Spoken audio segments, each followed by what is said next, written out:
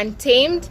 This is your youthful and educational platform where we have conversations with and about children and young people in Africa. My last video was about how you can improve your public speaking skills and especially how you can speak like Barack Obama. So make sure you check it out and subscribe to Cynthia Untamed so that you stay informed about everything that is happening right here in Africa, and especially if it affects you as a child or as a young person right here in the continent. You've just received an email or a call telling you that you have been shortlisted for a very big opportunity, be it a job, an opportunity to speak in an event, an opportunity to travel. It could be any opportunity, and these people want to learn more about you. So how do you ace this interview? Make sure you do your research on this company or this organization. Know exactly what they do. It may be in any space, so it's important for you to know, and especially if it expands beyond the scope of your work, understand the work that they do, because when you go for that interview, the questions that they will ask you will be related to the work that they do, and they'll need you to talk about their work and blend it in with your answers. So it's important for you to ensure that you know, study their reports, study their work, find out what they actually do. I can tell you for sure, being on the other side, there was a time I was in an interview and someone walked in and they were asked, what kind of photos do you like that usually emanate from our social media channels? So you have to show that you're always in constant touch with that organization, which is why it's very important for you to do your research, just so that you have the right answer at the right time and you're not caught off guard. Practice the answers to the most common interview questions. Some of the most common interview questions include: tell me about yourself, tell me about your work, tell me how your education matches to the job description. Those are some of the most common interview questions, so it's important for you to know them. Just Google them and you'll find them, and then practice the answers to those questions. What I can also tell you is that when you go for an interview, and especially if you're answering the most common interview questions, make sure that you're very clear. Don't speak too fast or too slow. Make sure you give a lot of information. If they tell you an interview is 45 minutes, make sure you speak and speak. Don't leave the interview in 15 minutes. Don't rush through the interview. Just take it slowly and speak for as long as you can, and make sure that they know as much as they can about you, because there's a possibility that the person who came in before you or the person who will come after you is going to give them the information that they need, and maybe you're even more qualified but you didn't speak enough. Familiarize yourself with the description of the opportunity, be it a job, a funding opportunity, whatever opportunity that it is. Make sure you understand what is this about.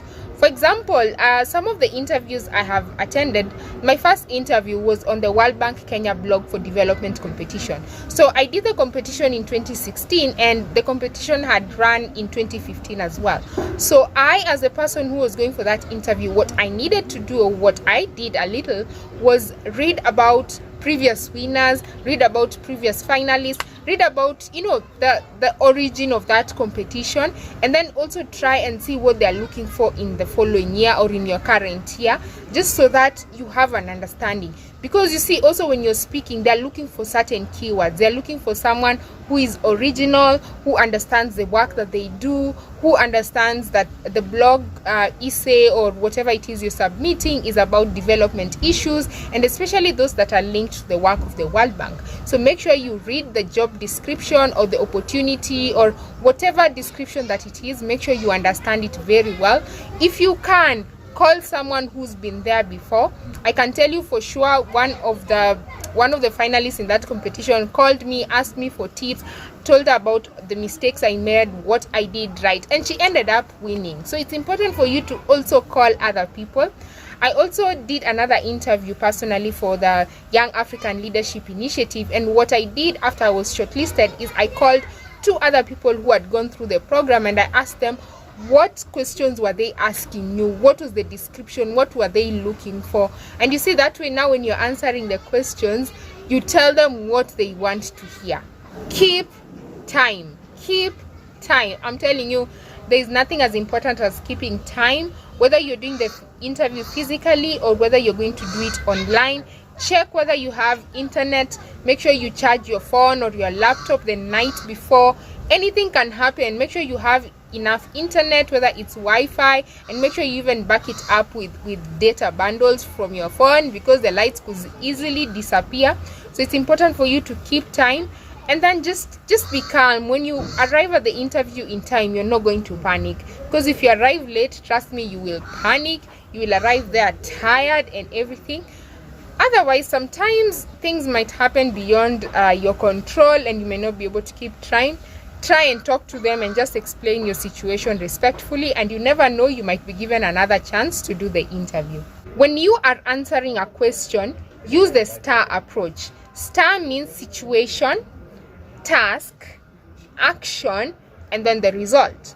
So for example, they may tell you to talk about a time where you portrayed your leadership potential. So how I would answer this would be, I have a digital platform called CynthiaUNTAMED.com, where I amplify the stories of young change makers right here in Africa. And at some point, I encountered a group of young people known as the Mshauri Youth Empowerment Program. And these young people were actually empowering children who are out of school by giving them extra tuition classes, and also, giving them motivational talks and just fundraising for books, just so that they could still read even when they were out of school. So that is the situation.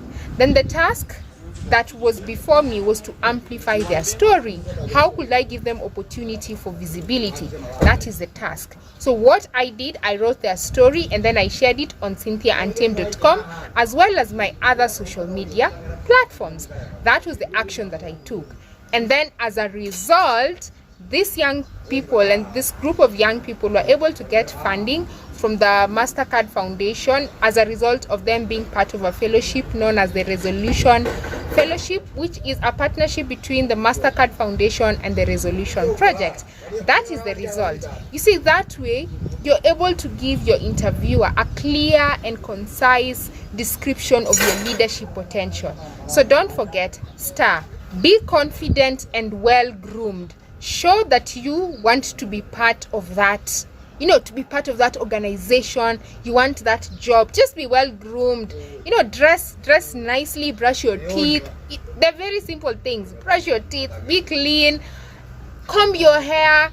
If you're wearing jewelry, just wear nice jewelry. Don't exaggerate everything. Just be well groomed. I'm telling you, that is so important because it gives you an impression. The other day I was watching this show known as KTN, the presenter, which happened I think like 5 years ago, and there was a guy who was disqualified from the competition, and one of the reasons was because of how he was grooming. They say that he wasn't grooming as a TV presenter. Imagine. And this was a competition of there were 10 people at the time when he was being disqualified. So they'll look for anything. They'll say you don't dress like a TV presenter, you're just casual, you don't look like you care about this job, so this is one of the reasons why we are going to disqualify you. So make sure you're well groomed. Be respectful of the interviewer's time, of their presence. Don't show that you're arrogant, that you've already made it, so you don't even care. It's like they're even privileged to interview you. No, you're the one who's looking for an opportunity. So be very respectful in how you speak, how you portray your examples. Show that you're a person who can interact with people. Be very, very respectful. Respect. Sometimes you lose out on that opportunity, and someone who is even less qualified than you will get the opportunity because they are more respectful compared to you. Link your answers to your skills and to your accomplishments. Remember, I told you to read the job description and to also research on the organization. So see what skills actually match. So for example, you are a young person in communication and advocacy. Then you have skills in digital engagement, you have skills in physical youth engagement, you can moderate panels. So make sure even as you answer, you say, the reason why these young people got an opportunity as a result of my digital platform is because I'm very good when it comes to storytelling. I'm very good when it comes to digital activation campaigns. Try and link, make sure that whatever you say at the beginning, in the middle of your interview, and at the end of your interview is intertwined. You're one and the same person. Another thing that people tend to forget is to show that they are a people person. Organizations don't work with machines, they work with people.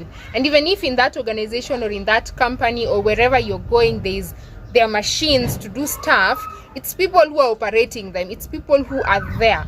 So show that you're a people person. Show that when you interact with your teammates, you're not arrogant, you're not rude, you're not, you've raised yourself to a level where nobody can speak to you and nobody cares. Show that you are a people person, you're friendly. Let me tell you, I've been in some interviews where people were disqualified based on the fact that they were not people. They were not a people's person. So make sure you're very charming, if that's the word that we can use. Make sure that even as the interviewers interview you, they can feel your presence, they can feel your passion for the job, they can feel that you're really suited for that opportunity. Showing that you're a people person also means that you show that you can be given directions and you can be told to do stuff and do them. Sometimes you'll be told, do this, go to this particular place, get this, get that. Just show that if these people are going to be your bosses, or if they're the ones who are going to give you an opportunity, you will be willing to do whatever it is that you are told. Make sure you match your personality to what you wrote on paper. Trust me, experienced interviewers know when somebody else wrote the application for you, because sometimes there's a disconnect. How you speak, how you present yourself. Maybe on paper you are very perfect, but in person you're not perfect. So make sure you match that personality. If you showed enthusiasm and a lot of psych and a lot of energy on paper, when you appear for the interview, whether on Zoom, on a phone call, or in person, make sure you match that energy. It's so important, because if there's a disconnect, they're going to start asking themselves whether they should choose somebody else over you. Don't speak negatively about your previous employers or previous organizations that you have worked for, because this organization or this person who's interviewing you might actually think, oh, the next time they get another opportunity, they're going to destroy our reputation and our brand because they're going to talk negatively about our organization. So just be positive, try and eliminate all the negative things that happened in your previous job or your previous opportunity, and just portray the positivity. People want a very positive and vibrant person in their circle. So make sure you portray that. Very, very important is for you to show that you are adding value to that organization or that opportunity, and you're not just coming to help them. Let me give an example. You're a young person who's out there, maybe you're famous, you have a lot of followers on Instagram, and maybe this organization or this company that you want to work for doesn't have like a big online following, and they're not as well known or as well recognized as you.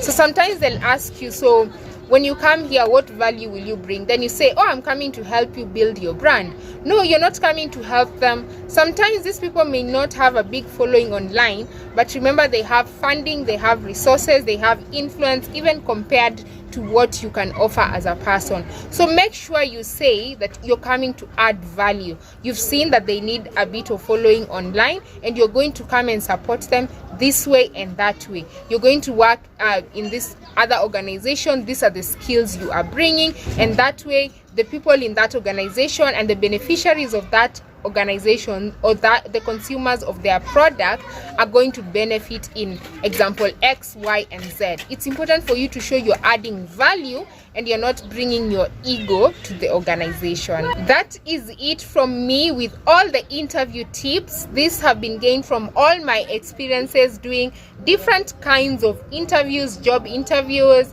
awards interviews, funding opportunities interviews. I've done several interviews, and these are the things that I have gathered over a period of time. So if you've never been to any interview, I am sure this will really be of help. And if you've been to an interview before, please let me know in the comment section below what worked for you, what didn't work for you, what are some of the mistakes that you made, and what are some of the things that you learned.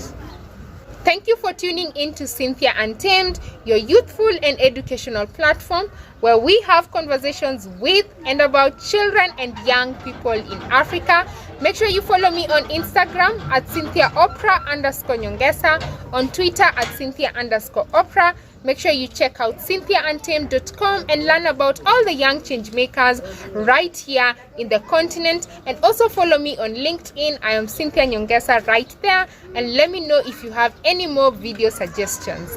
Until next time, bye.